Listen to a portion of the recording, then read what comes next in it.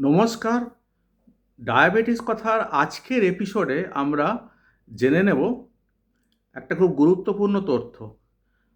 আমাকে অনেকেই জিজ্ঞাসা করেন, ডায়াবেটিক পেশেন্টরা, যে সন্ধ্যেবেলা স্ন্যাক্সে আমরা কি খেতে পারি, বা সন্ধ্যেবেলা টিফিন আর কি যাই বলুন। এখন অনেকেই সন্ধ্যেবেলা একটা চা খান। হুম এই চাটা অবশ্যই গ্রিন টি খেতে পারলে খুব ভালো হয়। হুম অ্যাভয়েড করবেন বিস্কুট না খাওয়ার, শুধু গ্রিন টি খেতে আর কি। আর যাদের চা খাওয়ার অভ্যেস তাদের তো চা খেতেই হবে, মানে দুধ চা খেতেই হবে।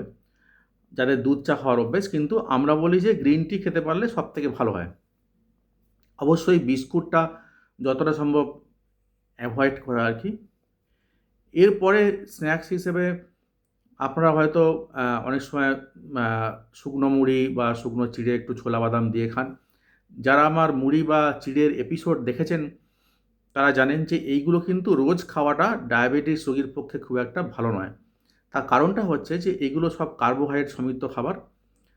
তো এটা আপনি সপ্তাহে ১ দিন হয়তো খেতে পারেন। আর বাকি ৫ দিন আমরা যেটা বলি যে সবথেকে হেলদি খাবার যেটা সন্ধ্যেবেলা খেতে, সেটা হয়তো আপনি ধরুন আ ছানা খেলেন, বা একটু দুধ খেতে পারেন। আর আরেকটা খুব ভালো খাবার হচ্ছে, মানে শুকনো খাবার, সেটা হচ্ছে পপকর্ন। পপকর্ন যেগুলো ওই বালি খোলায় ভাজে, এই ধরনের পপকর্ন দেখবেন পাওয়া যায়। ওইগুলো এনে বাড়িতে কাচের বয়ামের মধ্যে রেখে অল্প, অল্প করে খেলেন। বা পপকর্ন অবশ্য অনেক সময় বাড়িতেও বানানো যায়। ওই রেডিমেড যেগুলো পপকর্ন পাওয়া যায় ওগুলো ওই প্রেসার কুকারে দিয়ে। আরেকটা খুব ভালো খাবার হচ্ছে মাখানা। মাখানা পদ্ম ফুলের বীজ থেকে তৈরি হয় আর কি। হ্যাঁ, ওটাও এরকম ঘরে অল্প ঘি দিয়ে রোস্ট করে বানানো যায়। একদিন বানিয়ে রেখে অল্প, অল্প করে বারবার খাওয়া আর কি। তো সন্ধ্যাবেলা খাবার জন্য এই খাবারগুলো খুব স্বাস্থ্যকর। আপনি ছানা খেতে পারেন, বা দুধ খেতে পারেন, পপকর্ন খেতে পারেন, মাখানা খেতে পারেন। তো কেননা সন্ধ্যেবেলা খাবারটা খুব বেশি ভারী যেন না হয়। তাহলে কিন্তু রাত্রে খাবার ওপর তার প্রভাব পড়বে। কেমন? সন্ধ্যেবেলাটা হালকা খাবার খাওয়াই বাঞ্ছনীয়। যাদের ধরুন দুধ সহ্য হচ্ছে না, তারা অনেক সময় বলেন যে আমরা আ কোনো ইয়ে হেলথ ড্রিংকস খেতে চাই কিনা? তো ডায়াবেটিসের রোগীদের তো সব হেলথ ড্রিংকস খাওয়া যায় না। যেগুলো ডায়াবেটিস রোগীদের জন্য তৈরি, এই ধরনের হেলথ ড্রিংকসই খাওয়া যায়। যেমন ধরুন হরলিক্স ডায়াবেটিস প্লাস। এতে আপনার প্রোটিন আছে, হ্যাঁ? ফাইবার আছে।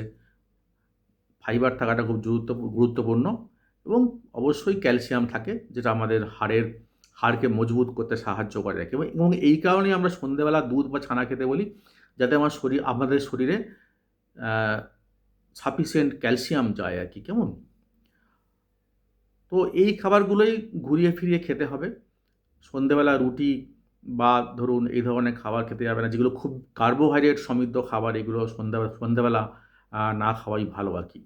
বরঞ্চ একটু হালকা খাবার যেগুলো আমরা বললাম, অর্থাৎ ধরুন পপকর্ন, মাখানা, দুধ বা ছানা, বা ধরুন আমাদের আ যদি যদি দুধ না সহ্য হয় তাহলে হরলিক্স ডায়াবেটিস প্লাস, এইগুলো খাওয়া খাওয়া ভালো। ঘুরিয়ে ফিরিয়ে খেতে হবে। একই খাবার তো আর রোজ ভালো লাগবে না। অনেকে আজকালকার ওই একটা জিনিস পাওয়া যায় দোকানে, মিষ্টির দোকানে, ধোকলা বলে। আ ধোকলা খেতে পারেন। কিন্তু ধোকলার যেটা সমস্যা হচ্ছে, আ যে ওই যে চাটনি দিয়ে ধোকলাটা খায় আরকি, সেটা কিন্তু খুব মিষ্টি। হ্যাঁ? সুতরাং ধোকলা খেতে গেলে, ধোকলা কিন্তু খুব স্বাস্থ্যকর খাবার। কেমন? কিন্তু ধোকলা খেতে গেলে আপনাকে ওই চাটনি ছাড়া খেতে হবে। কেননা চাটনিতে খুব মিষ্টি থাকে। তাহলে কিন্তু সুগার বেড়ে যাবে। তো এতগুলো অপশান রয়েছে।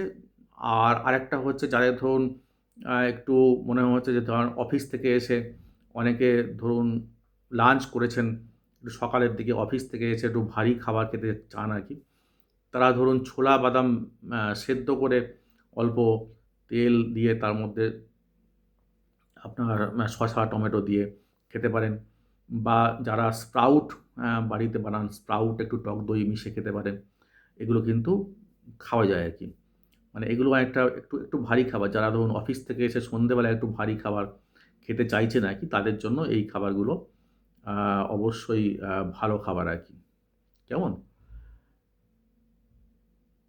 আশা করি এই প্রতিবেদনটা আপনাদের ভালোই লাগবে। নমস্কার।